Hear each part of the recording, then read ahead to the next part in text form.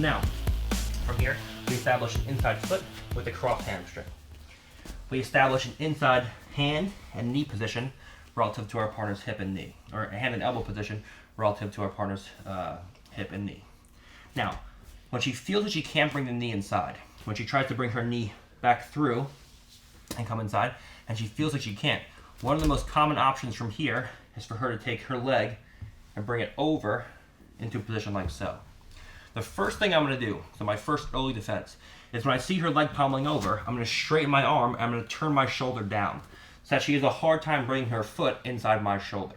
So as she goes to pommel her leg through, even if she gets it over, I can turn my shoulder down and I can fight to bring my shoulder back inside of my partner's leg. And then from here, we can go into the same pattern we did. Now let's say my partner pommels all the way through and she hooks inside of my armpit. So now there's no ability to turn my shoulder down. From here, we're going to come in, we're going to stand up, and as we pull my partner's leg across, we're going to pommel our left foot inside just like before. So that now from here, we can reach up, we can grab over our partner's knee, and we can sit down to our right knee. The whole thing from here, once I get into this leg drag position, is to bring my head over my partner's far shoulder. So it's the same concept, just from the opposite side. If my head is out here somewhere, she can always use her hands to push away. She can invert her left knee, so now that her left knee points towards me, now there's no guard pass. So in order to keep her knees pointing away from me, I have to pin her shoulders to the floor. I do this through my head position. So if I want her knees to point in this direction, my head has to move to the far shoulder. Now when she goes to push me away, it's useless. And now we can bring hands inside, we can come with a cross face, underhook, and we can move into a nice top pin. Okay, so from here, we're in position. We feel like my partner starts to lace hands over like so, or legs over like so. Initially, if we can fight the shoulder back inside, we can easily come in, and now we can come in, and we can do our passing from here. But if we feel she hooks all the way into my armpit, now I'm not going to be able to turn the shoulder and get the shoulder back inside the foot. So instead, I start coming up, I pull this across. As I pull this across, I pommel my left leg inside. Now from here, when she goes to move her legs around, it's difficult because I can always switch from a V-grip to a cup on the knee here. And now from here, I have to bring my hand to the floor, my right knee to the floor. If my head stays over the knee or shoulder, the pass will always fail. She can always push on my shoulder, invert the knee comes facing towards me, and now she's out. So as soon as I get to this position, my head comes over the far shoulder. So when she goes to recover from here, I can easily work into a top pin from a leg drag position. Okay, so we've looked at a couple of backstepping methods now. Now, obviously, there's going to be positions that overlap. I'm just going to try to show some new things from each of these positions when we enter into them a second or third or fourth time. Okay, so now we're in a split squat. We manage to step a foot to the inside, cross hamstring, and we're in a split squat. This time our partner manages to shoot up into an underhook and come up onto her elbow. Now, from here, one of the great options I have is to backstep over my partner's legs. Okay, if I stay in this position, she can easily bump me forward with her leg. She can start to come into single legs, back exposure, all kinds of things. Okay, if I whiz her on my partner, you can delay this. Okay, but now you're in kind of like a dog fight where either one of you can win, and it ends up in a scramble most of the times. A much better option is just to post my hands on the floor and raise my hips. The whole thing your partner's trying to do is get her head underneath your chest so that she can bump you forward and start to come up either into back exposure, where now her hips are higher than yours and her head is higher than yours, okay? Or start to move into attacks on singles or doubles and go into scrambles with wrestling attacks from there. Okay? So my whole thing immediately is as she comes up, it's just to plant my two hands on the floor and backstep past my partner's legs. Now, as I backstep, I don't want to just be naive with my left foot and just open up my leg. So my partner can also open up her left knee, and then I can end up in a position where you end up getting your back taken. So from here, I want to take my foot and place my shoelaces behind my partner's leg.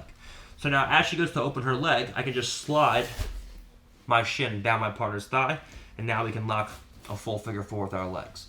Where we just take our right ankle and place it behind the crease of our knee. Okay.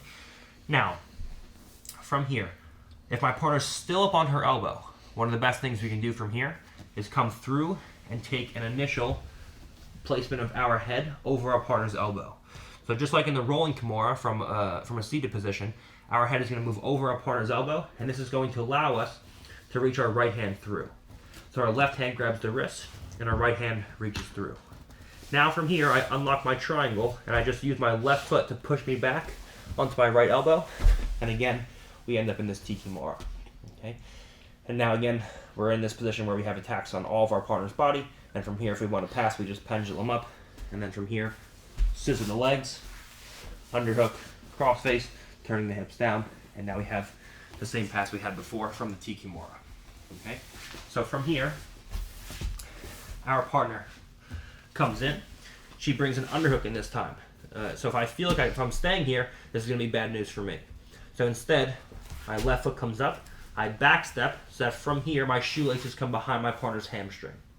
When she goes to open up her knee with me, I can just slide my shin down my partner's leg. We lock in figure four and like so, and now we're ready to go into attacks. Assuming my partner stays up on her shoulder, I reach through with my right hand, and I make sure that I can access her wrist. Obviously, my hands are very long and she's small, so I can reach her wrist no matter what. But if you have a partner with broad shoulders and your arms are short, it's going to be hard to access the wrist unless you bring your head over the elbow. If the head comes over the elbow, no matter what the size discrepancy is, I can always grab the wrist and then access my own wrist. Now I unlock my legs and I just push myself back to my right elbow. So from here I can fall onto my right hip, and now we end up in a Tikimura, where we have all good attacking positions from here. If we're going to, again, come up into a pass, just a pendulum up to my right elbow, a scissoring of the legs, underhook comes in. As I turn my hips down, and we come in to a nice top pin and top side control. Okay. Now, another great option, if I feel like my partner's elbow isn't on the floor and she falls back down to her back, is from here, we come in, we post our two hands on the floor. As she comes up to her elbow and uses an underhook, we come in and we take a back step in like so. Now my partner knows that there's a Kimura available here. So she falls back down to her shoulder, and she stops me from getting an underhook here. So again, we have our passes where we can turn towards our partner, cover the head, and come in front of the guard. But another great option we have from here is we can grab our partner's far leg. So that from here, as we back step out, or as we bring our partner's knees towards us, our goal from this position is to connect our right knee to our partner's left hip. As we do this, we step over our partner's leg by pushing it down, and we end up in this position. Now the whole thing from here is a battle between her elbow and my knee.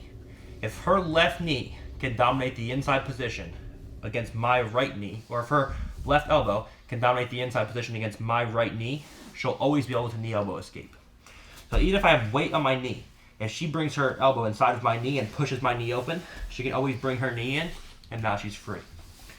So the whole thing, when I step back, is to bring my knee to the pocket of my partner's hip, here, and sit down on my partner's legs. So that now when she goes to bring her left elbow inside, it's impossible from here.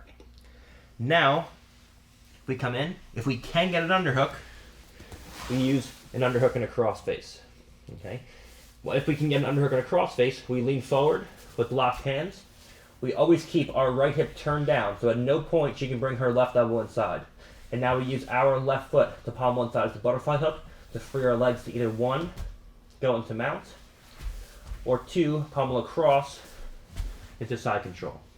We make sure that when we go into mount, we don't just post and open up our knees, because now her left elbow can always come inside of my knee and she can go right back into a knee elbow escape. So it's very crucial that from here, when I free my foot, because I have the inside position with my right knee, look, when my foot comes out, we come in and I immediately slide my knee up to my partner's armpit, so that my toes and feet now contour to the shape of my partner's hip. So as she goes to knee elbow escape, not only is her elbow outside of my knee, but she can't physically bring her feet in towards my foot. Versus if they're down here, she can reach over with the ankle and trap my ankle. So as soon as we free our foot from this position, we always make sure that we slide our knee up to our partner's elbow. Here. So now when she goes to move around, she can't. When she goes to trap my ankle, she can't. When she goes to bring the elbow inside, she can't.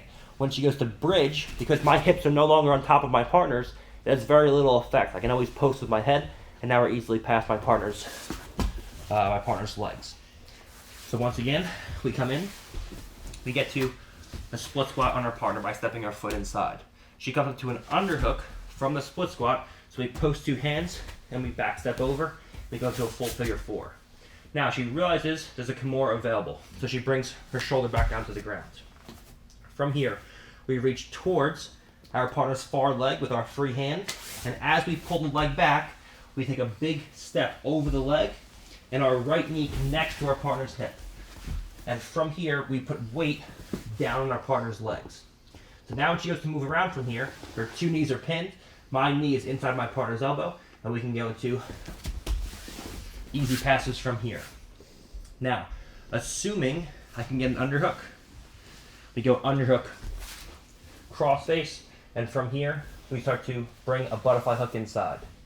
Once we pass our leg to the outside, we always make sure, because our knee's in the inside position, that our knee comes up to our partner's armpit, and our toes and foot mold to the shape of our partner's hip.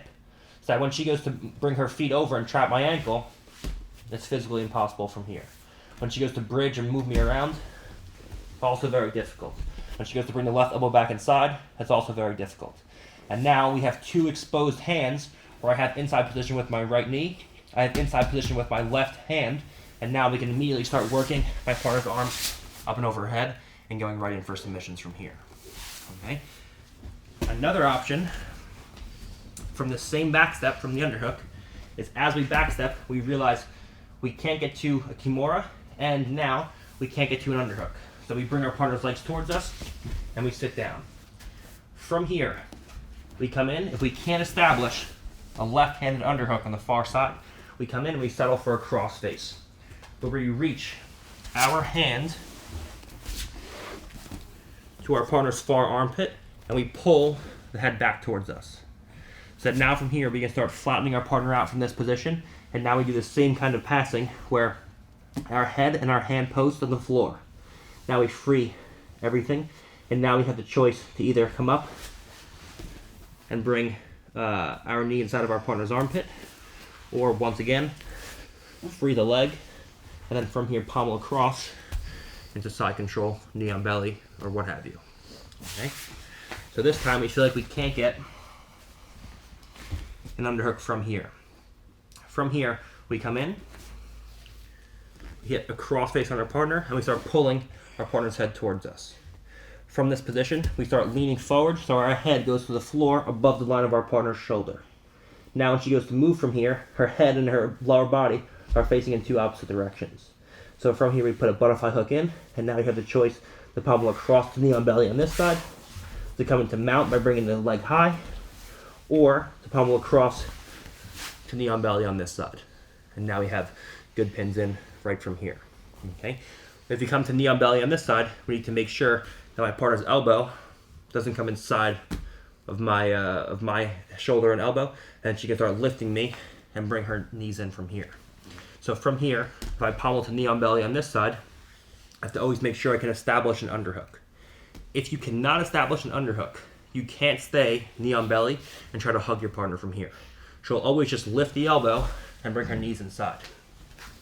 So whenever I see this, you also can't just drop your knee to the floor, because now your partner's knees can point towards you. She can lift the right elbow and bring her knees inside.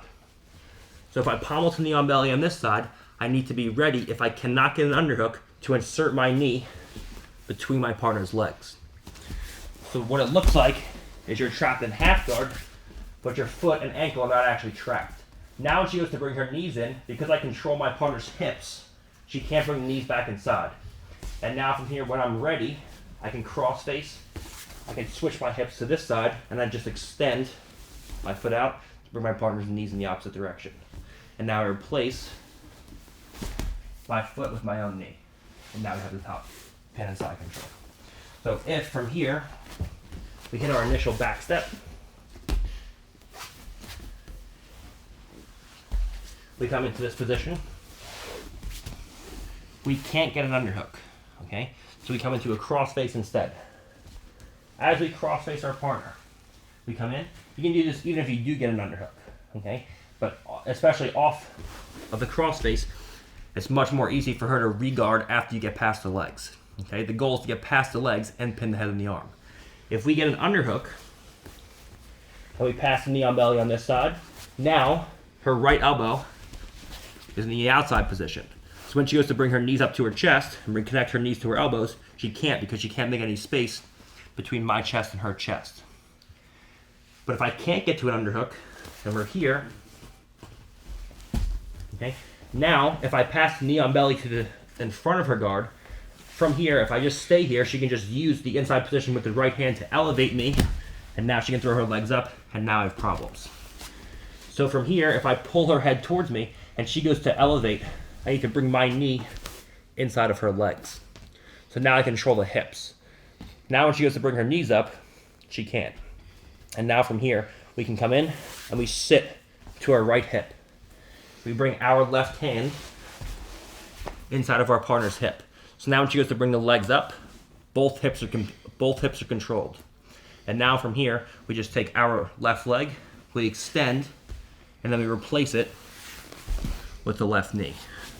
So once again, our left leg is inside of our partner's legs, but the ankle is not tracked. My heel is connected to my own butt. So from here, the left knee is inside. When she goes to lock into a half guard, she realizes there's nothing there. Now she still has the right elbow inside. From here, I just walk towards my partner's hips, and now I extend my left leg, and I replace my left leg with my left knee. And now when she goes to face me from here, she can't because the feet and knees point away from me. Now you just work to establish an underhook, and we're in to our top pins from there. Now, same thing, we are in a split squat. My partner comes up to an underhook, and from here we back step. Now we feel like she goes down to the shoulder, so from here we have to start going into other things. So you notice I have certain things that I do based off my partner's based off my partner's actions. Okay, that's where you start to systematize things. So you know what her actions are going to be. If she's flat on the back, the underhook comes in. If she's on the elbow, the Kimura comes into place. If I can't get the Kimura or the underhook, then I start pulling the legs towards me and stepping over. Okay, so I have certain things that I do no matter what she does. So no matter what her action is, I always have a reaction to be able to go into whatever movements I want. Okay, so from here we come in, we pull the legs towards us, and we get to a cross face. Now, a good opponent, as I go to free my legs, okay, I take my leg free, she has elbows inside, and now from here, as I go to bring my leg inside, a good partner from here will start to clear the cross face. She'll start to bring hands inside, she'll start to lift the cross face up, and now from here she can start to give me problems. She can scoop inside the leg, she can start to off balance me in this direction, she can do all kinds of things. Okay? So if at any point during this transition, and again, my leg is inside of my partner's half guard, but she doesn't actually have my ankle trapped. Okay? So if at any point I feel like I'm losing this cross face, from here, we're going to come through and we're going to sit into a reverse underhook, where my elbow comes through and I switch my hips into this position. Now, when I'm in this position, it's again a battle of my right knee relative to my partner's bottom hip. If at any point my knee comes in the middle of her legs or underneath her legs, bad things start happening. What she can do from here is a multitude of things. She can prop up to her left elbow. She can start to bridge into me, and if her knee can come inside of, or her hip can come inside of my knee, now her knee can come through, and now there's back exposure on her part. Okay? So the whole thing from here is I have to make sure that my knee blocks her bottom hip. So I have my knee inserted directly into the pocket of my partner's hip. Now from here, we come in and we grab a scoop grip on our partner's leg. And from here we can pass in the same fashion that we did before. Where from here, we take our hand in front of the hips, we take our head down, and then we walk around. Another great option from here is from here, we can pull our partner's legs towards us. As we pull our partner's legs towards us, we're going to step over with our left leg. Now, as we come up to bring our left knee to the floor, again, our right knee has to stay inside of my partner's elbow. Because if she can bring her elbow inside, she's always going to knee elbow escape as soon as I actually get into mount, which is no good. So as I step over my partner's legs, my left heel hooks into the crease of my partner's hamstring. So that from here, I can physically pull my partner's legs off the floor and connect my right knee and my left heel. So now, as I come up, I pull her knees away from the direction of her knee elbow escape, like so. So I back heel by pulling my left heel in.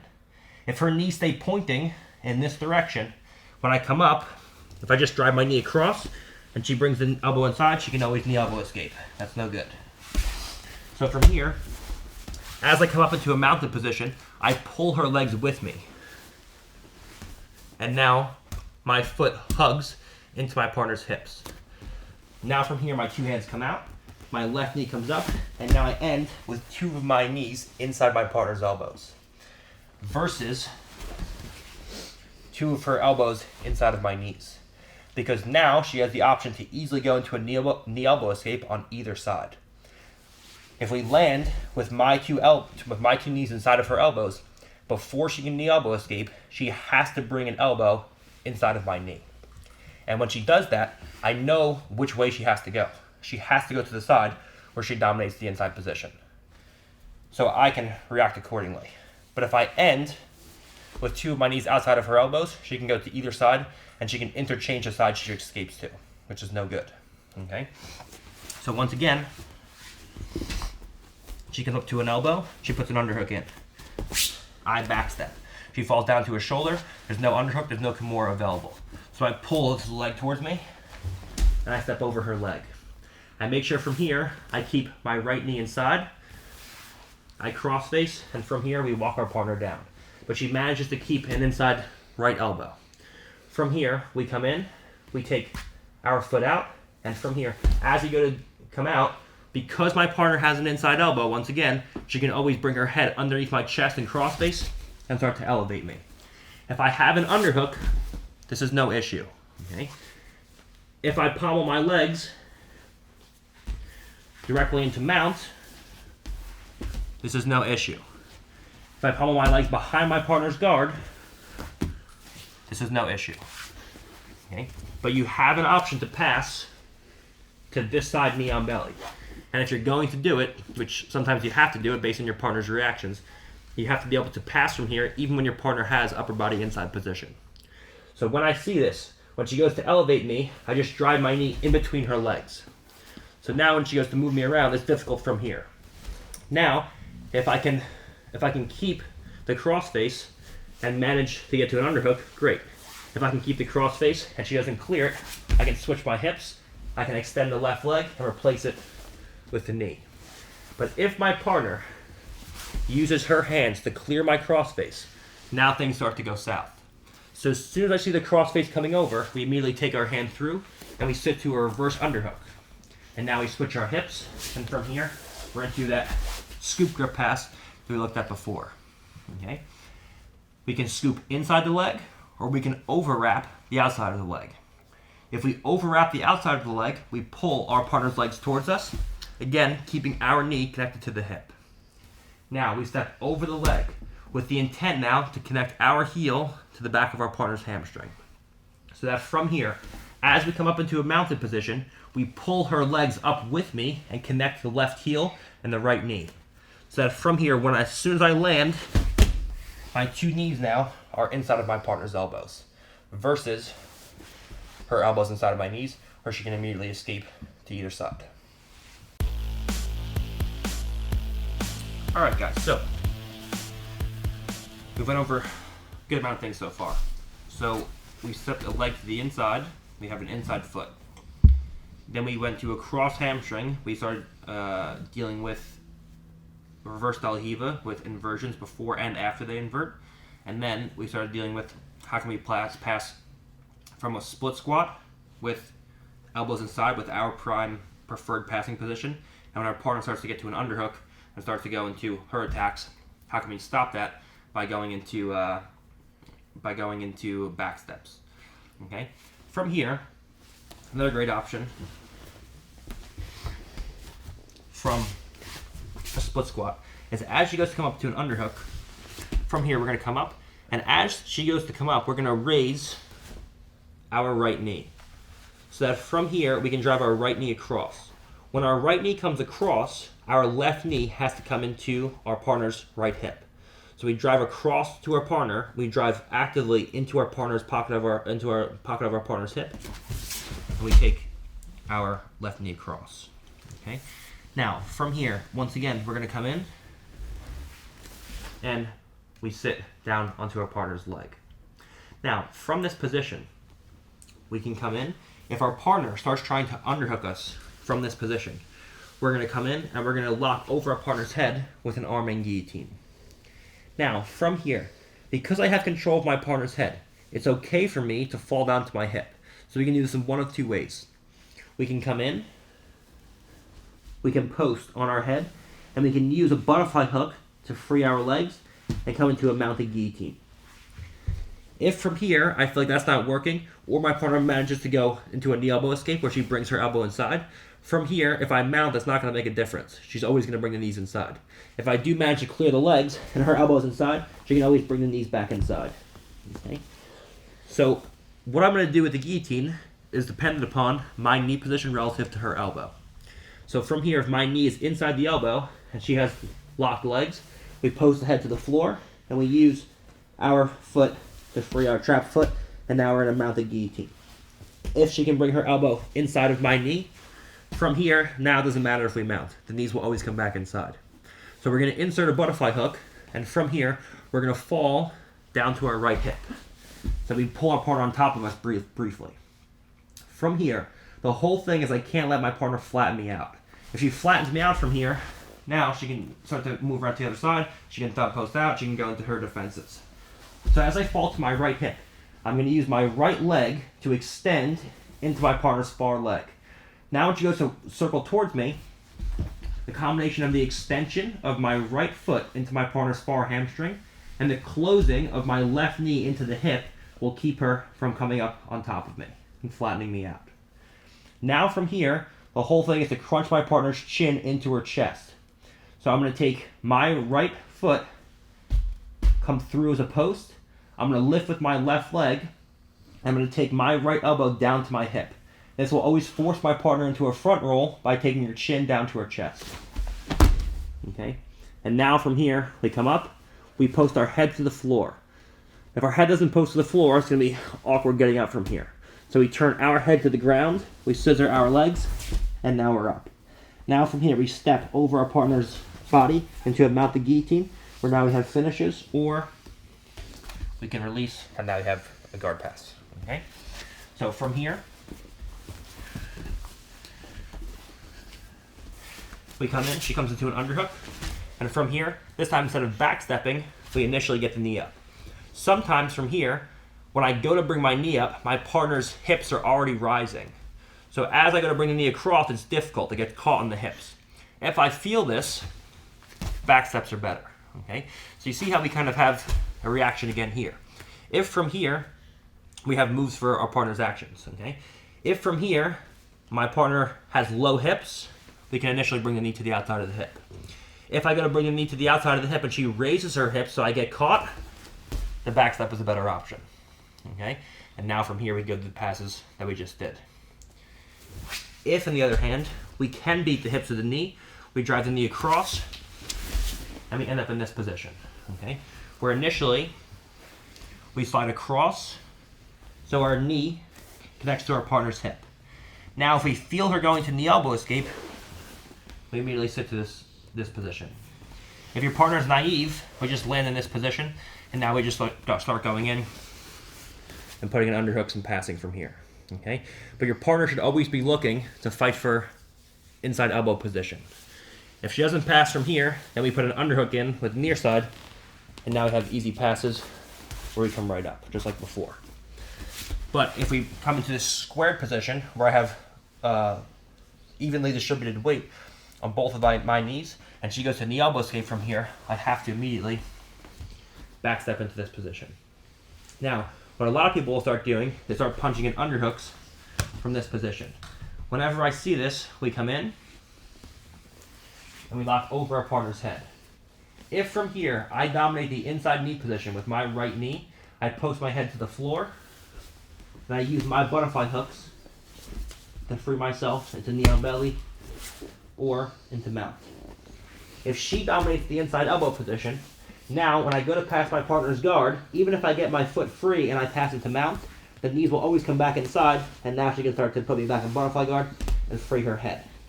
So from here, if I see her elbow inside, we fall briefly down to the right hip.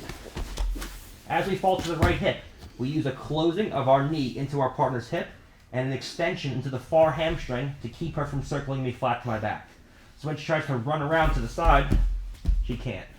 Now from here, I bring my right elbow down to the floor.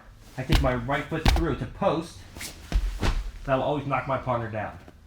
Now as I go to get up, from here I scissor my legs. My forehead plants on the floor.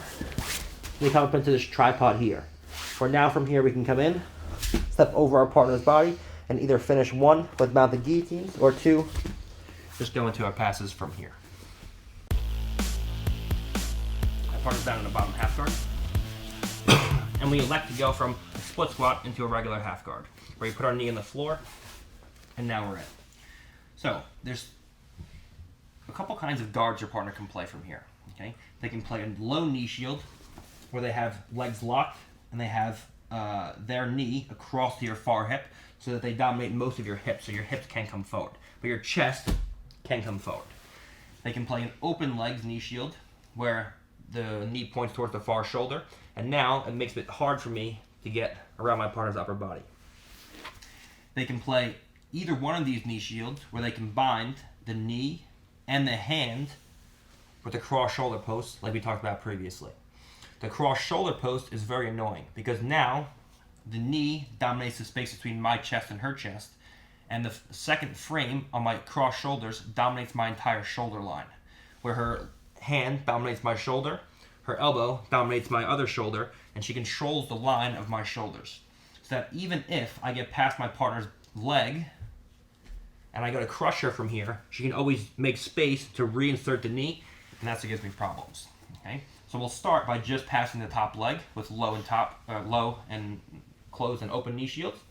Then we'll go into dealing with the hands, and then we'll go into a butterfly half guard. Okay. So from here, if my partner has a low knee shield with her legs locked and she's coming around my hips, the first thing I'm going to do, assuming the hand's not in the way, is from here, I'm going to bring my hand over my partner's hips. I'm going to post my left leg out. Again, my head position on the far shoulder is incredibly important. If my head is out here randomly somewhere, she can set up into an underhook. She can give me all kinds of problems from here. So from here, my head's on my partner's far shoulder. When she has locked legs and a strong push away from me, when she goes to set up into an underhook from here, it stops her. When she goes to scoop the far leg from here with the right hand, it stops her. Okay? So this head position on the far shoulder is very crucial for your success passing from this position. From here, when she goes to come up and use an underhook or do any of those things, the head position stops her. Now, I want to crush her top leg by dropping my right hip. So as my right hip drops, I sprawl my right leg back. Now from here, my whole thing is to use my right hand behind my partner's hips and a grip with my left hand on my partner's on my partner's collar. If you feel like you can't get a grip with your left hand on your partner's collar because her right hand is doing a good job of stopping you, just move up with your right hand and grab the far trap muscle. This will keep her heel pinned to her butt. So when she goes to extend me away from here, it becomes difficult. Now from here, I'm going to drive my right leg up and pommel my left leg behind her leg. So when she tries to do any pommeling with this leg, it's very difficult from here. Now, assuming again we can get an underhook. Everything we've been doing so far is either assuming we can get inside position at the upper body or we can't get inside position at the upper body. Okay. Right now, we're assuming we can get inside position with an underhook. From here, we're going to come in. We take an initial cross face, and now we're going to bring our hip up so that our right hip connects to our partner's hip. Now again, as I turn my hips down, I have to connect my knee to the pocket of my partner's hip. If I'm out here randomly somewhere, the knee will always connect to the elbow. So we have to raise our knee up and blade it down into our partner's hip. Now her whole thing is to bring her right knee to her right elbow.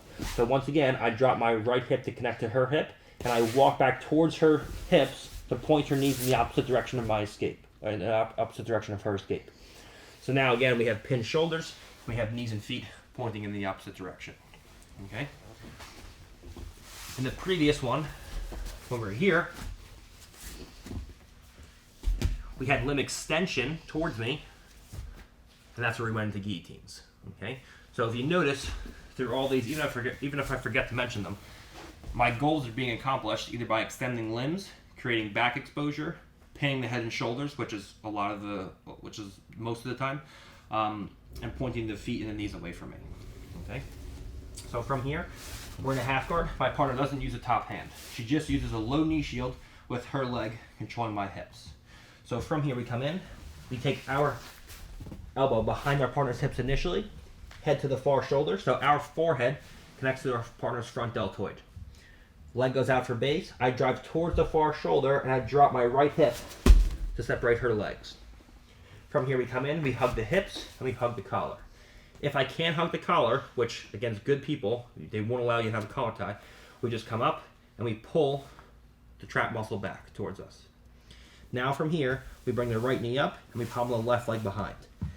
When your partner goes to move away from you from here, it's incredibly difficult because of the right hand pulling your partner's head towards the hips and me dropping my right hip and bringing the heel into her hips.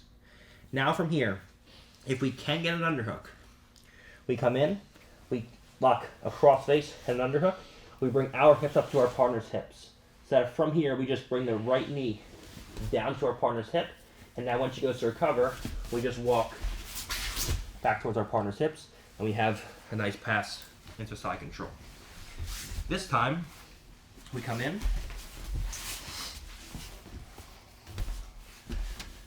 We drop the hips down. We expose our partner's leg. But now we can't get an underhook. Okay? So another great option we have from here is from here we come through, we take our left hand and we go over our partner's head, like so. So now when she goes to bring her head away from me, instead of the right hand controlling her trap muscle, the elbow controls the crown of the head. Now my right hand inserts inside of her hips, and now we just bring our knee up and turn our knee down. So that from here again, we drop our right shoulder into our partner's hip. So when she goes to turn into me, I can push diagonally towards the hip. Now we have a good pin in top north-south. Okay. So these are two good methods to get in front of the guard. When I feel my partner has a low knee shield, I can get past the top hand. So we come in, we initially have head position, we crush our two partners' legs together, and we bring our hand inside. From here, we come in, we feel like there's no underhook available. So from this position, we come in, we reach over our partner's head, and we crunch the head towards us. This is an incredibly controlling grip because you control the longest lever of your partner's spine, which is the top of the head. So when she goes to move away from me from here, it's very difficult. Now the right hand comes in front of the knees, and now as my right knee comes around the corner, I turn my head and my shoulder down. So my head connects to the hip, and my shoulder's inside of the hip now. Now when she goes to face me, I just drive diagonally towards my partner's far hip in this direction, and we get nice top pins. Okay.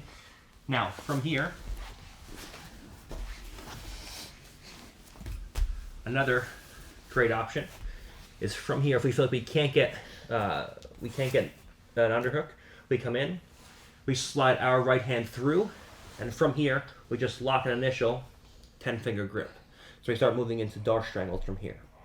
From here, as I go to move around the corner, your partner has to address this Darce triangle. So what happens most of the time is she goes to come up. I use this 10-finger grip to bring my partner back down to the floor, and immediately I connect my chin to the back of my partner's neck. So when she goes to bring her back to the floor from here, it's impossible. If my head's out here somewhere and she goes to bring her back to the floor, she can easily bring them back down. So we connect my chin to my partner's neck. Now I shoot through, and we start to lock an initial triangle like so. The problem when people go to finish most Dar strangles is from here, I have the shoulder in the equation. So I lock up and I have the shoulder inside of the strangle. My whole thing from here is to move from a 10-finger grip, and I eliminate the shoulder by moving my head over my partner's head. Here. This takes the shoulder now completely out of the equation. Now, when I go to finish, I take my hand up and I cover the shoulder. The further my hand is towards my partner's spine, the looser the lock will be.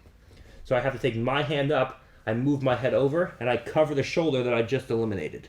And now from here, we place our head to the floor, we step over our partner's body, and we retract our right elbow to our right hip. And that's what gives us finishes. Or, if we're talking about strictly guard passing, we just use it to step over into mount, and then you have a guard pass. Okay? But another great option from here is we separate our partner's ankles by dropping the hip. We take our left hand behind. Now from here, we feel like we can't get an underhook, but our partner makes a mistake of bringing her elbow too far forward past the rib cage. Okay, so again, we have cues. If the elbow comes too far behind the rib cage, there's always underhooks available. If the elbow comes too far in front of the rib cage, there's always Dar strangles available. If the elbow comes directly over the rib cage, now we have to either go over the back and just going for a pass in front of the guard, or behind the guard, which we'll do next. Okay, but if the shoulder comes too far in front of the rib cage, we go over the back.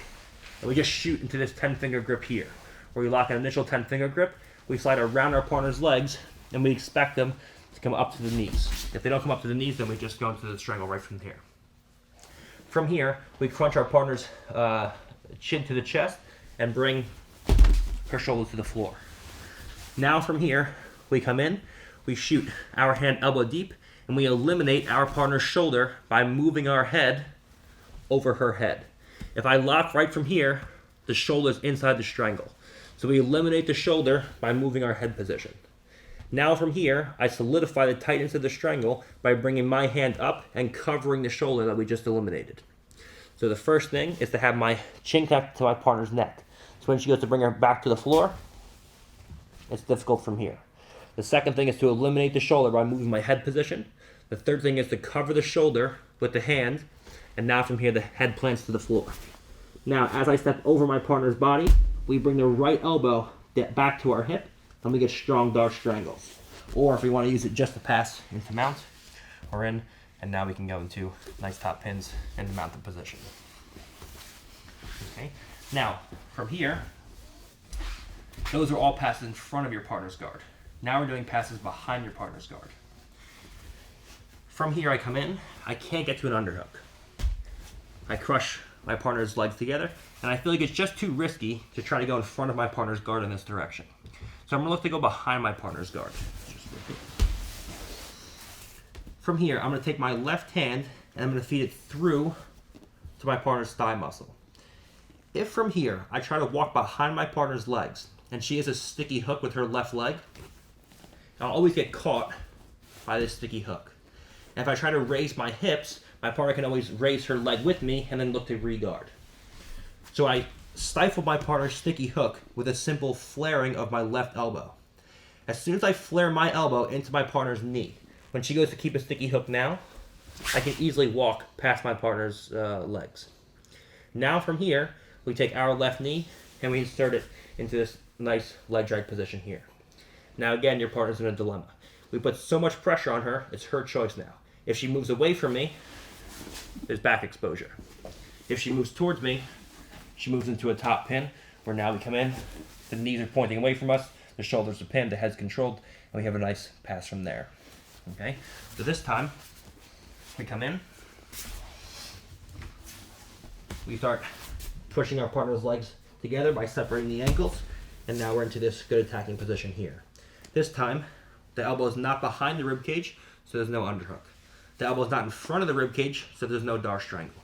So from here, we have to start going either in front of our partner's guard by going over the head, or in this case, behind our partner's guard by lacing a leg.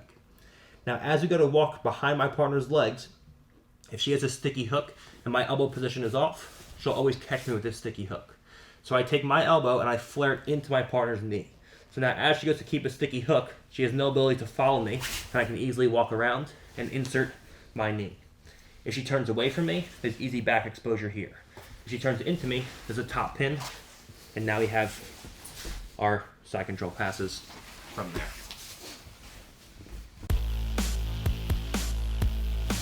So this time, we looked at easy ways to pass a low knee shield, assuming my partner's hands weren't in the way. Okay, but as soon as this top hand starts framing on my shoulders and the upper body comes into the equation, everything becomes much harder from here. Okay, because now, if she frames on my shoulders, when I crush her legs together, okay, when I go to come up and reach for my partner's far trap muscle, because her elbow is inside of my shoulder, when I go to get any upper body position from here, she can easily move her head away from me and start extending her legs. What holds her in place when the hands aren't in the equation is this right hand pulling her shoulders towards her hips. So when she goes to move away now, it's very difficult. But if her elbow's inside my shoulder and her hand's inside my shoulder, now I have no ability to actually access this with any power. So when she goes to move away from me now, and push her head away, she can easily create space. Okay. So when my partner has her hands in like so on a low knee shield, I'm going to look to get past my partner's legs before I get past the hands. Okay, in most cases. From here, we're going to come in. We're going to start driving towards our partner. She's going to have hands on my shoulders. Now, from here, all I'm going to look to do is as I slide my left knee in, I'm going to open up my right hip. Okay? As I open my right hip, this hand is going to push my partner's hips slightly open. This is a very subtle movement, but it gets you past your partner's top leg. So from here, as I push my partner's hips open, we're going to take our left knee into our partner's hip, and we're going to scissor our legs so that our left leg is flush to our partner's back, and from here, my right leg is straight. Now, as she goes to bring her knee back in, I just sit and I glue my right elbow to my knee. So now when she goes to bring the knee shield back in, she can't. She can push on my shoulders, sure, but that won't give her enough space to bring the knee shield back in. Okay? So, just from a different angle, getting past this knee shield. From here, she's knee shield in. I try to get upper body position, but I can't. From here, as I push this hip down, I just switch my left knee in. So as she goes to push away from me, I just open up the right hip, and now the bump of my left knee on her bottom leg, combined with the push of my right hand on the top hip, pushes me past the top leg. Now from here, when she goes to bring her top knee back in, I just connect my right knee and my right elbow. When she goes to bring this bottom knee back in, that's impossible.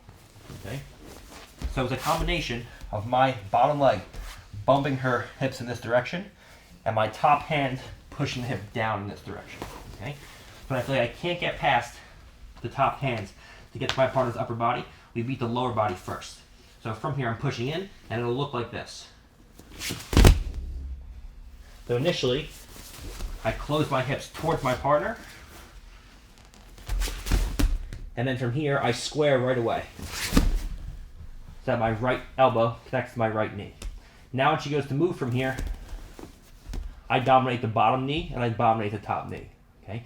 Now all I have to do is figure out a way to incrementally work my hands to the inside position. The question is, how can I do that? Okay? So from here, we come in. We're going to look to put an underhook in, assuming we can't get to an underhook. The first thing we're going to do is first, we're going to take an inside bicep tie on our partner. If I see my partner's hand is higher than the line of her elbow, we go inside bicep tie. If the hand is lower than the line of the elbow, we do something completely different. Okay? So first we'll deal with the inside bicep tie. From here, when her hand is above the line of her elbow, if you draw a line straight out from the elbow, if her hand is above that line, I'm going to go inside bicep tie. Just like we do in wrestling, where I take my hand and I pommel it inside my partner's elbow. Now from here, I have to use pommeling methods to bring my hand inside of my partner's cross face. Okay. From here, if I can come inside the crossface by pommeling out and around or inside and through, we come in and we're in like so. If I feel like I can't get past my partner's crossface, then we do something different. We'll do that in a second. Okay. From here, I see my partner's hand is above the line of the elbow, so we pommel through and we get to a crossface. Now from here, we lock a 10-finger grip. As I go to extend and open up my right elbow, I drive my head over my partner's far shoulder. So as she goes to keep her elbow closed, this will always open the elbow up. Okay. If my partner's naive and I crush the hips down and she just lets me get an underhook, then you just pass from here, obviously. Okay, but I'm not teaching you how to do passes on blue belts. I'm teaching you how to do passes on world-class black belts. Okay. So we come in and we bring the hands inside. We open up the elbow. Now from here, I have the inside elbow position, but she has the inside hand position. So I have to find a way to bring my head inside of her hand. So because the elbow's open, when she goes to beat me with the inside hand position, I can easily pommel my head inside and connect my head to my partner's shoulder. Now I have the inside elbow and the inside head and the inside hand position. So when she goes to bring her underhook back in or bring her hand back inside, it's not going to happen. Now I bring my right elbow in, I retract it, and I shoot to an underhook. If my head rises, the hand can come back inside. That's no good. Okay. And now from here, we have a top, head, and arm. Okay. From here, we come in, and our whole thing now is to dominate the inside position at the lower body. Right now, I dominate the inside position at the upper body, but we're even at the lower body.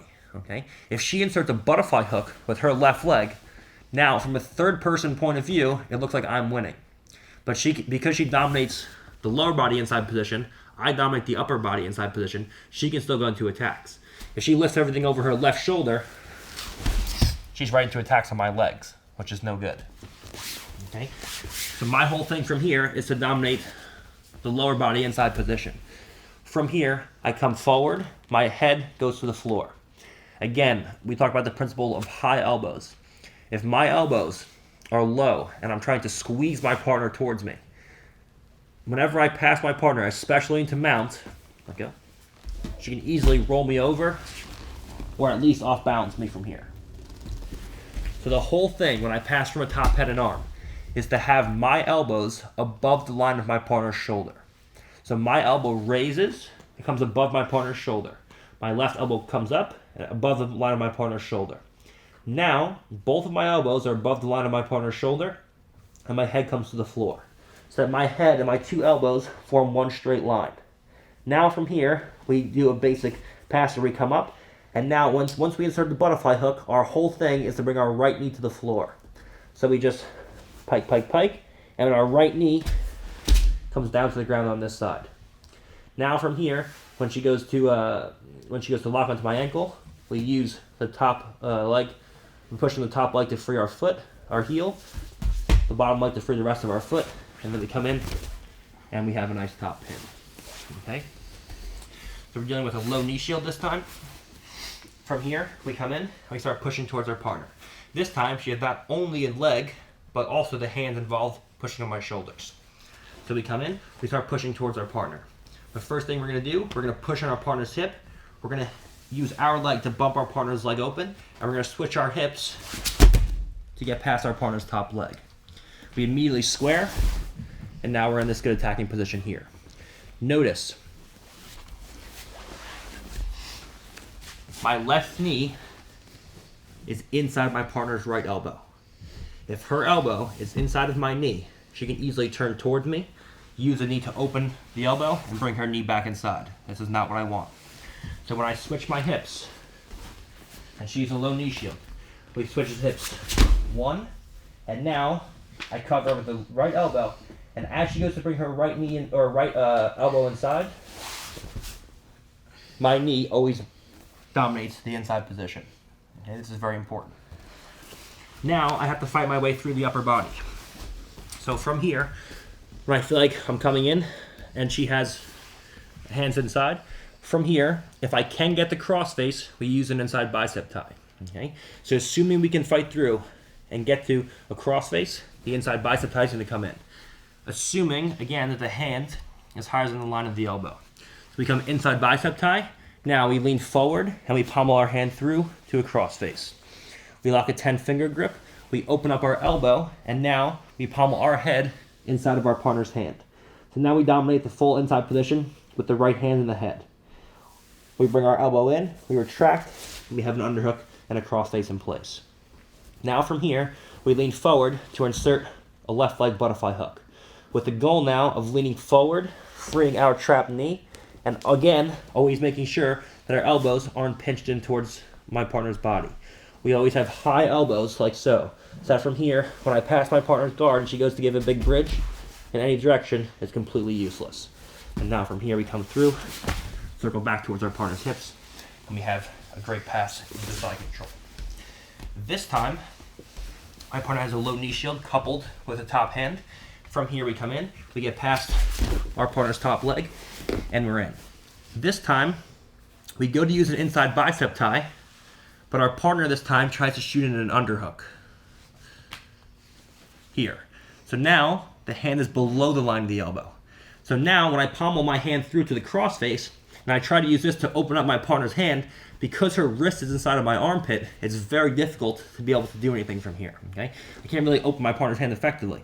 Whenever I try to shoot my hand back to get an underhook, it just gives her an underhook instead.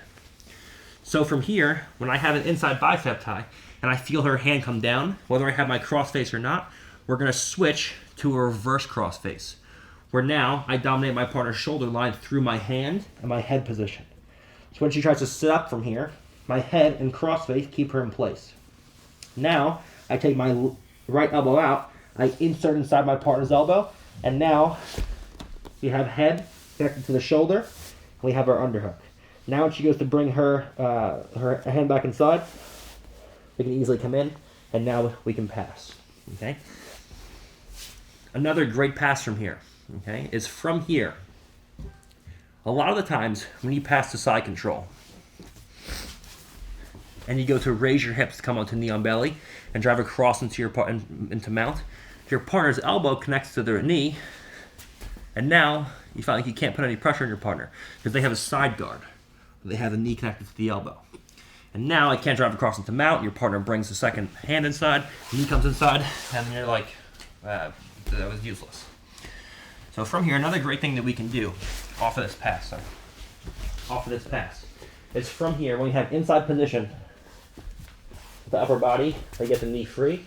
From here, we're gonna come in, and instead of passing into side control and then attempting to go knee on belly, we're gonna leave a butterfly hook in with our right leg. So that from here, we can pommel our left leg in as a butterfly hook as well. Now, we have 2 knees together and 2 feet together. Because of my elbow position, when my partner goes to move me around from here, it's very difficult. Now, I'm gonna extend my 2 legs. So this will raise my hip just enough for my right leg to come across to my partner's hip. Now from here, her whole thing is to bring her knees into her chest to try to recover. So I extend my body in a straight line and push her feet into a straight line. Now my knees come together. So when she goes to bring her knees up to her chest, it's very difficult. And now my 2 knees slide straight up, and again I contour my toes and feet to my partner's hip. So when she goes to bring her feet to either side, it's very difficult from here. Okay? So we come in. This time we get past our partner's knee, low knee shield, and hand. Where we come in, and we switch our hips. From here we punch an inside bicep tie in, and she shoots an underhook, so her wrist is inside my armpit. From here we come in, we go from a regular crossface, from the previous move, to a reverse crossface, where we pin my partner's shoulders through the reverse crossface and my head position. Now when she goes to come up into me, I take my right hand out and we pommel her hand in. From here, now we have an underhook and we have a crossface. From here,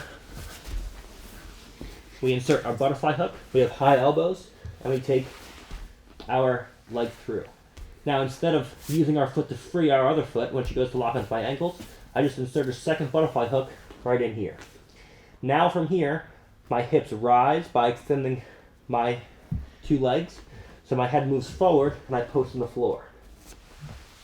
My knee goes outside my partner's hip, and as she goes to bring her knees into her chest, I extend my body in this position. So that now from here I can bring my 2 knees up, and now we pass into a nice top mounted position. And we have 2 elbows already isolated over our partner's shoulders, which brings us right into submissions from here. Okay. So this time we're passing a low knee shield again with my partner's hand with the cross shoulder post. So again, we use the same method of getting past our partner's top leg, where from here we push the hip down, we switch our hips, and we're in. Now, from here, we looked at using an inside bicep tie and a reverse crossface to get to an underhook and a crossface from here. This time, let's say we try to punch an inside bicep tie, or we try to go to a reverse crossface. But my partner is so good with using her right hand to stop me from pummeling through, I can't get to either one. Okay? From here, I can't go over the head. It's difficult to go over the head, and it's difficult to go in front of the shoulders. From here, we're going to come through. We're going to sit to our left hip, and we're going to shoot to a reverse underhook with this left hand. Here. Okay? Now again, the whole thing from here is for me to have my bottom knee in the pocket of my partner's hip, like so. Okay? From here, we're going to come in. We're going to take a scoop grip in between our partner's legs. What this scoop grip does is it dominates the space in between her knees. Okay? So she can always keep her ankles locked, but the space between her knees is controlled through my right elbow position. All right? So from here, once we get into the scoop grip, we're going to come in, and we're going to slide our left knee all the way to our partner's far hip. Now this feels like an unstable position, but it's not. The reason being, your partner can only bridge with one leg. One leg is elevated. So she can only bridge with the right leg if she chooses to bridge. Secondly, if she chooses to bridge from here, she unlocks her legs. And that makes it easier for me to backstep my right leg out. Okay? So from here, most people are going to hold on to your leg as tight as they can. So we're going to open up the right elbow. We're going to use our shin across our partner's hips. The reason why we need the shin across our partner's hips and the hand position is because, one, we need to dominate the space between our partner's knees. If she has her knees pinched over my knee and there's no scoop grip and I go to pull my leg out, I can't. If I have a scoop grip but no shin and wedge across my partner's hips and I go to pull my leg out, she can raise her lower back off the floor and follow my leg.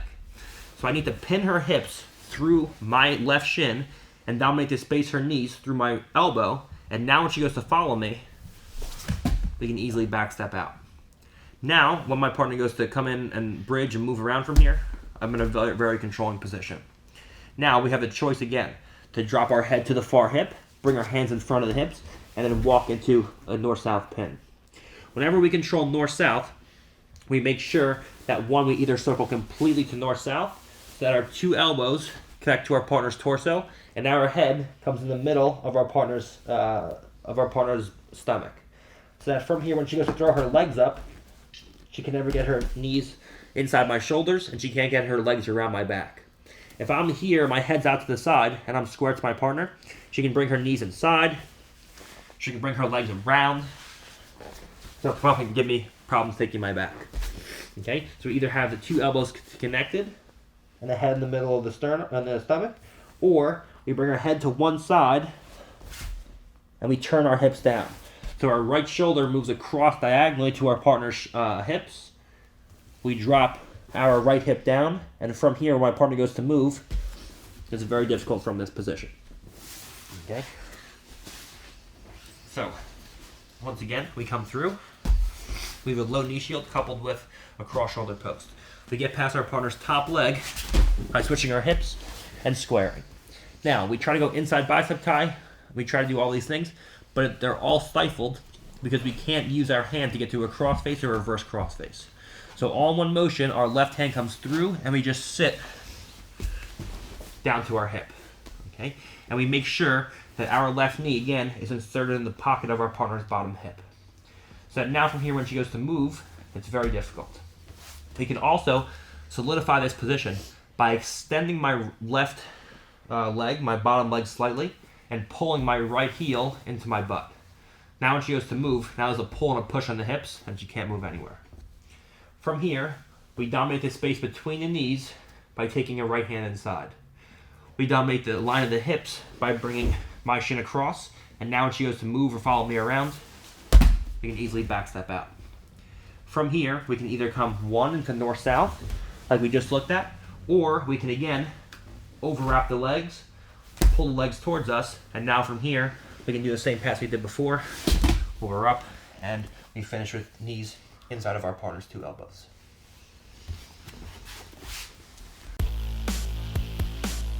Okay, so again, you see how everything's starting to tie together here. Now the positions are starting to overlap, okay? And when the positions start to overlap, it means you can enter into these positions, these prime passing positions, from any amount of situations, okay? Now we're gonna look at dealing with a partner with a high knee shield. First with the high knee shield, and then coupled with a cross shoulder post, okay? A high knee shield is different in the fact that it stops my upper body from coming towards my partner, where a low knee shield stops my hips from coming to my partner. So they're similar, but they're different, okay? The biggest problem for me, like blue and purple belt, was getting past knee shields, getting past top leg. I would try to push into my partner, I would try to pull legs through, and I would do all kinds of things, okay? There's simple and easy ways to get past just a knee, okay?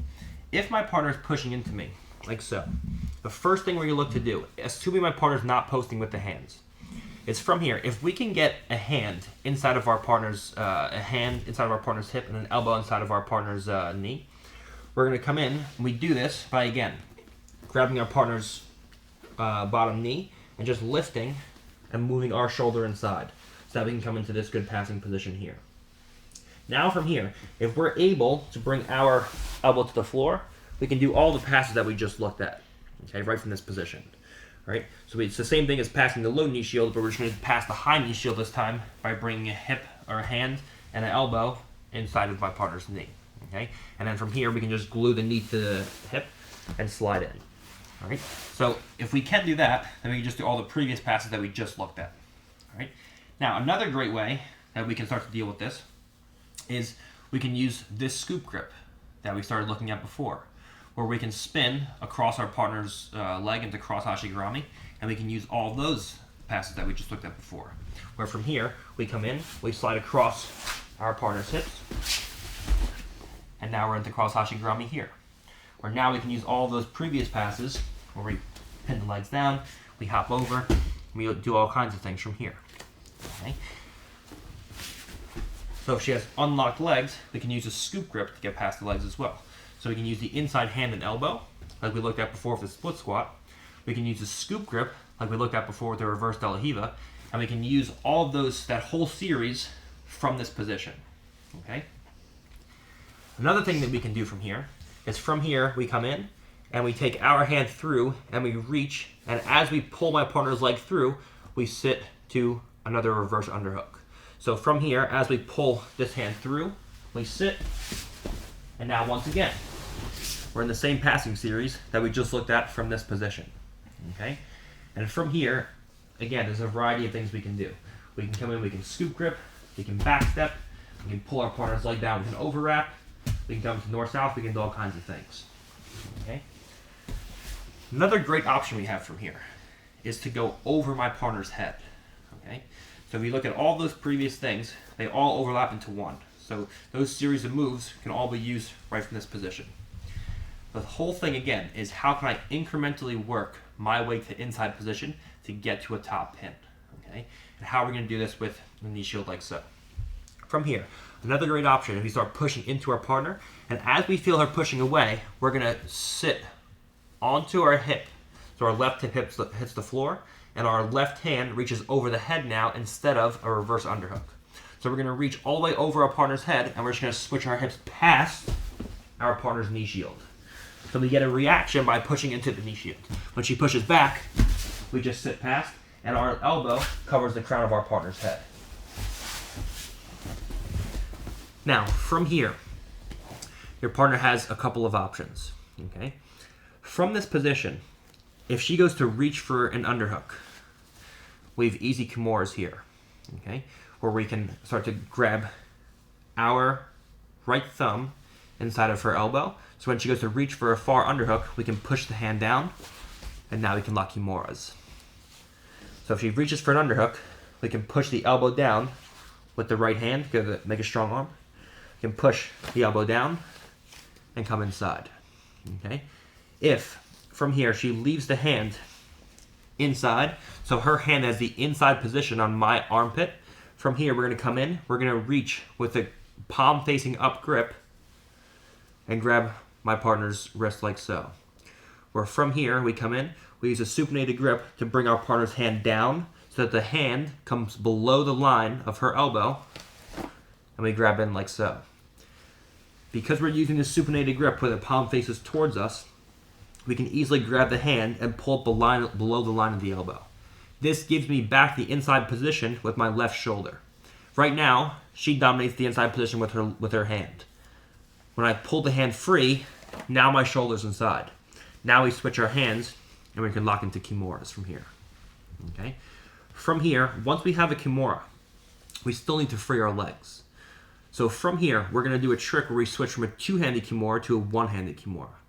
We're going to grab the meat of our partner's hand with our right hand, and we're going to put a bend in the wrist. So that from here, we can grab a grip here with our left hand, and we grab over our partner's knuckle line. If we grab the wrist with our left hand, any extension of her arm will easily free the hand. So we grab over the knuckle line instead. So when she goes to free her hand from here, it's impossible. Now we come in, we bring a scoop grip in place, and now the free hand is able to use this, we're able to use the scoop grip with the free hand. Now our left leg comes across the hips, and now we use the same scoop grip pass that we did with our initial Kimura grip. So now we're past our partner's legs, we have a scoop grip, and we have the luxury of having an exposed arm to go in for Kimuras. Okay? We have the luxury of controlling this hand to go over into mounted position. We have the luxury of controlling this hand to keep her elbow away from the body so we can punch in underhooks, square the hips, and come back into cross faces. Okay? So we use a one-handed Kimura for control, and then once we pass the legs, we go back to a two-handed Kimura or our typical guard passes. Okay? So from here, we have a high knee shield. If we can get an elbow inside, we can do all of our passes from here. If we scoop the leg, we can spin around the leg and we can do all of our attacks or passes from there. Another great option is from here we push into our partner to get a reaction, and as I glue my left knee to my partner's hip, we sit around and our elbow controls our partner's head. Now from here, as she goes to give me reactions from here, it's very easy to start exposing this arm. If she goes into an underhook, we can always retract our right elbow and use a V grip inside of my partner's elbow to push the hand down, and now we can come in and start attacking Kimuras from here. If from here my partner's smart and she keeps her hand inside, now it's hard to lock a Kimura, and she can also start to make space. So from here we take a grip where our hand faces up towards the ceiling. We pull her hand to this line of the elbow, where we go critically below the line of the elbow with the wrist. So now the hand can punch through, and now we have Kimuras from here. Now from here, we have an option to punch an underhook in, and we can also square the hips and go back to the normal head and arm passing, where we do the same series that we did before. Okay? So we can interchange these all together, is what I'm trying to tell you guys. Okay? You don't have to do just one or the other from certain positions. Once we get limbs separated from the body, there's always underhooks available. So we can always abandon the Kimura if we don't feel comfortable and go back to your typical head and arm passing where we go into all of our passing series from here. Okay? So you start to use these interchangeably with one another.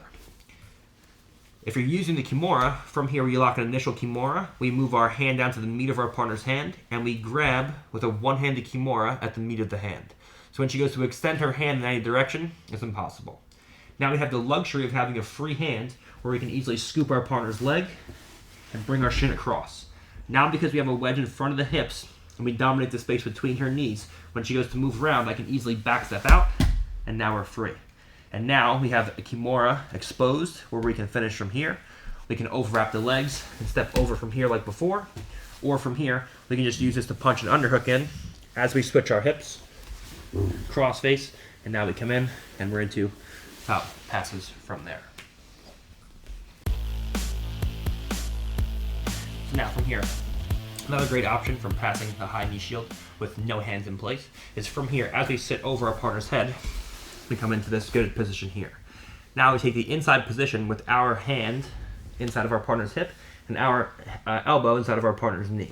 And from here, we just push our knee free to drive across to our partner's far hip, and the same thing that we did before, where initially we square ourselves to our partner. If she's naive, she'll just stay here, and then I can just cross face and pass right from here. But anyone good is going to be fighting to get their elbows inside of my knees. So whenever I see this, I blade their knee in, and I sit back onto my partner from here. And now we have all the passes that we did right from that position.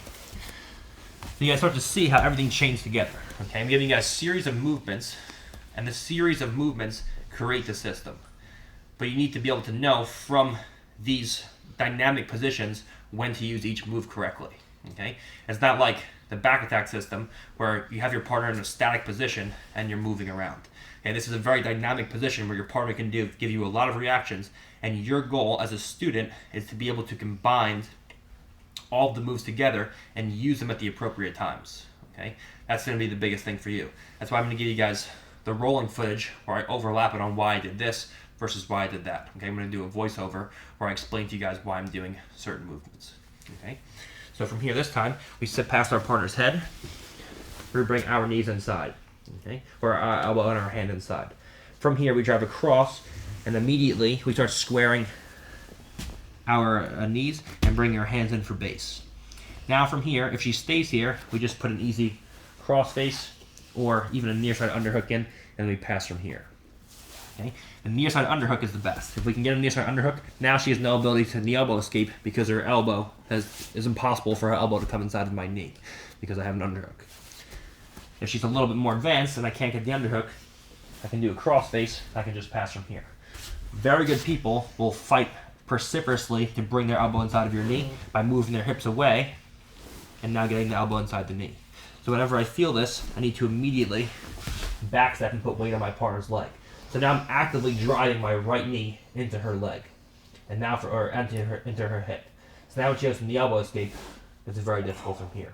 And now from here, we have all of our passes with cross faces and what have you from there.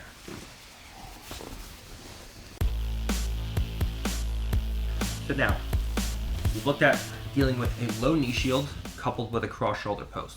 We looked at dealing with a high knee shield, and now we have to look at dealing with a high knee shield with a cross shoulder post. And if you look at high level competition, all of the best guard players always use the legs combined with the hands to stop people from passing that guard. No one ever just uses a knee shield. It's always a knee shield coupled with one of the hands posting on the shoulders. The cross shoulder post is the most effective way to dominate your partner's shoulders. Because from here, if I use a straight shoulder post, I dominate one of her shoulders, but not the other. If I use a straight shoulder post here, I dominate one of the shoulders, but not the other. If I use a double shoulder post, I dominate both of my partner's shoulders, but it takes both of my hands to do so. So a cross shoulder post with your top hand gives you the luxury of having one free hand and dominating your partner's entire shoulder line. So when she goes to come towards me, my left hand dominates the far shoulder, and my elbow dominates the near shoulder. So when she gets to bring her chest towards mine, I have one free hand, and I have the ability to keep her head and shoulders away from mine. Okay? So the problem is, how can I get past my partner's knee and hand? I can get past the knee quite easily. But to come forward and actually capitalize on it is difficult because I can never get inside position at the upper body. So when my partner goes to bring the knee back in, she always has time to do so because I can never get to controlling grips on the upper body. So the whole thing from here is, how can I get past my partner's legs and arms? I can go past the leg first, or I can go past the arm first. We've looked at a couple where we go past the legs first. Okay, for example, the low knee shield with the locked legs. We go past the legs first and then deal with the arms. In this case, we're going to go past the arms first and then deal with the legs. Okay? So when she has a high knee shield with hands in like so, from here we're going to come in. We're going to use again that supinated grip where our hand faces towards us. From here, we're going to pull the hand across the body so that from here we can reach through and we can connect our shoulder to our partner's armpit. Now the whole thing is for me to just lock an initial 10-finger grip. Unless you have extremely long arms, it's going to be difficult for you to lock a figure 4 right away. So from here, we just lock a 10-finger grip, and we control our partner's head. When she goes to move away from me from here, because I have, again, the longest end of the lever of her spine controlled, it's very difficult for her to move away. Now from here, when she goes to keep me controlled with the legs, it's very easy now for me to just switch my hips, just like we did in the beginning, and crush my partner's legs together. Now from here, we just insert our leg, and we drive our leg through. And now once again, we're into the same series, where my partner turns into me. We bring a chin to the chest with this 10-finger grip. We cover my partner's neck with my shoulder. We shoot our hands through, and now we eliminate the shoulder by moving our head out to the side. Again, chin comes to the back, so when she goes to bring her back to the floor, she can't.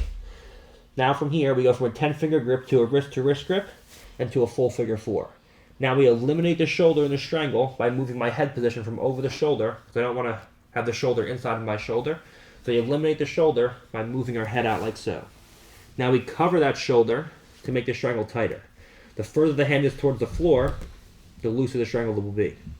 So we move our hand up to the shoulder, and from here, everything's in tight.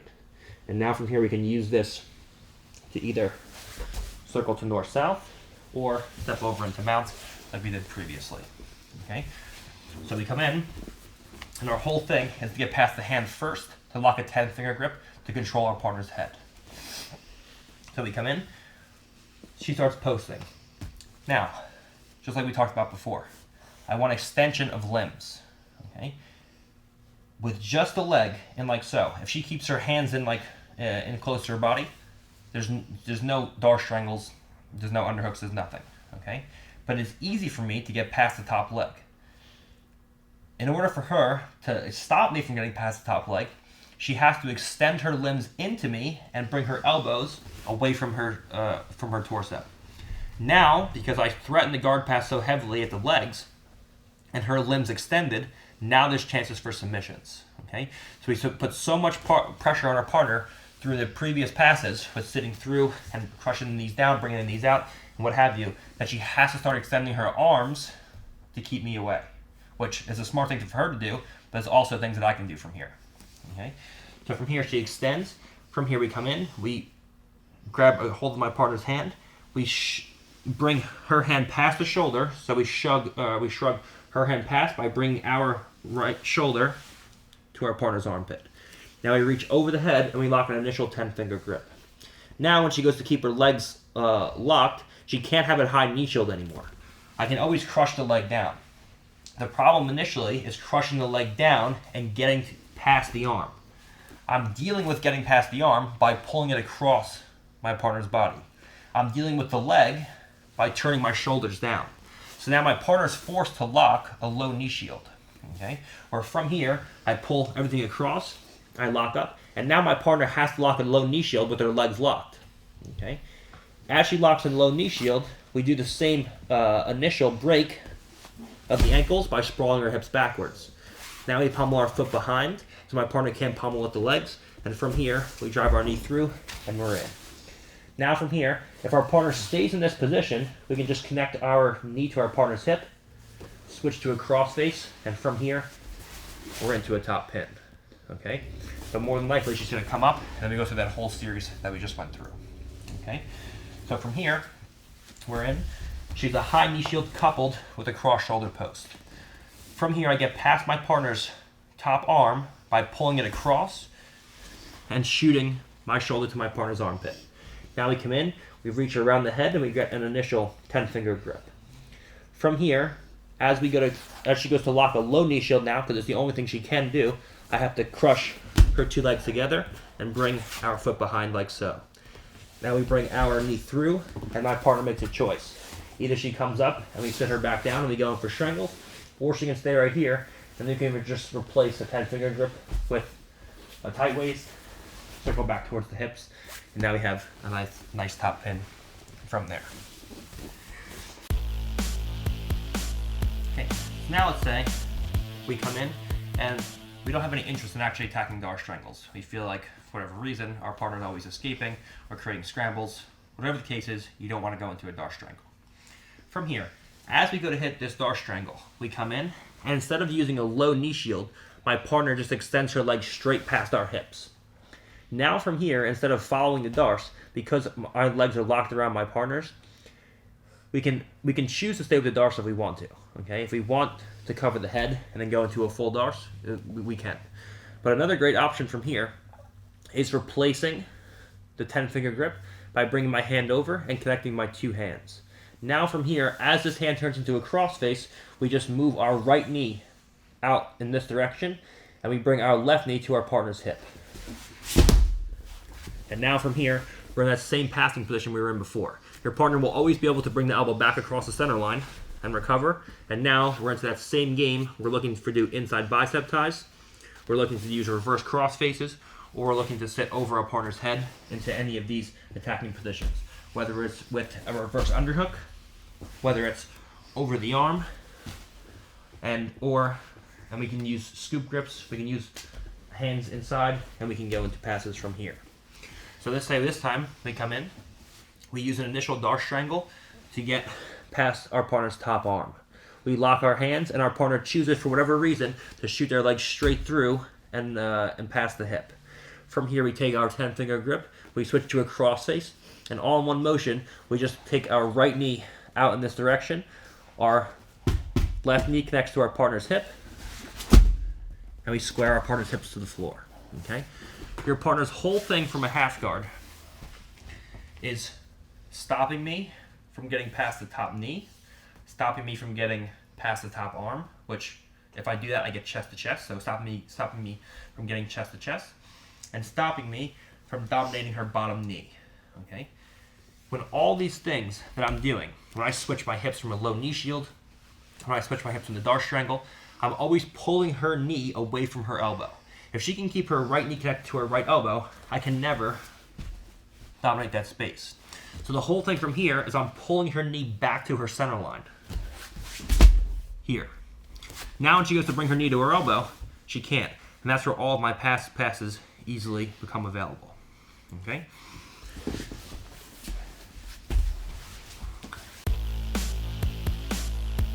Okay, so this time, another great option we have from here is my partner, let's say we can't pull the hand all the way across, okay? My partner has a high knee shield, she has a cross shoulder post, and from here, she knows that it's difficult for me to pull the hand across, and she's keen to that by pulling her elbow back to her rib cage when I try this. So from here, I'm gonna take that initial scoop outside my partner's leg like we did before. We pull the leg by, and we passed.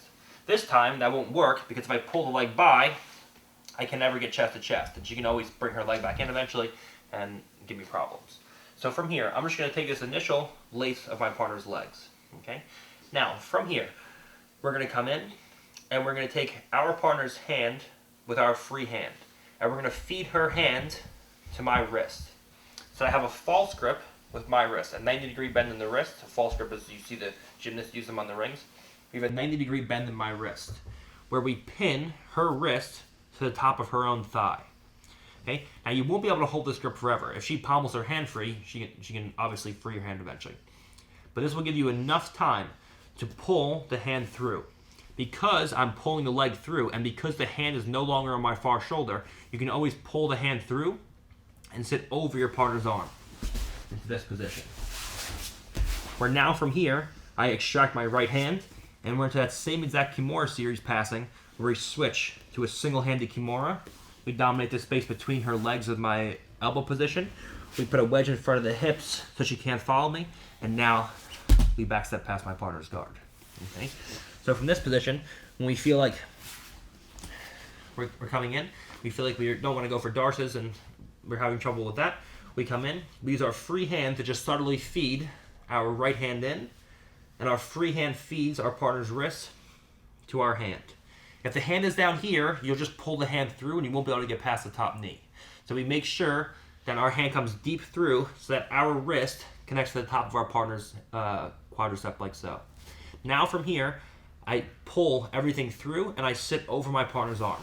So that from here, I take my right hand out Now we easily have Kimura entrances from here. Now we switch to a one-handed Kimura like so, and then we do all of our passes either with scoop grips and backstepping, or sliding across, underhooking, whatever you want from here. Okay?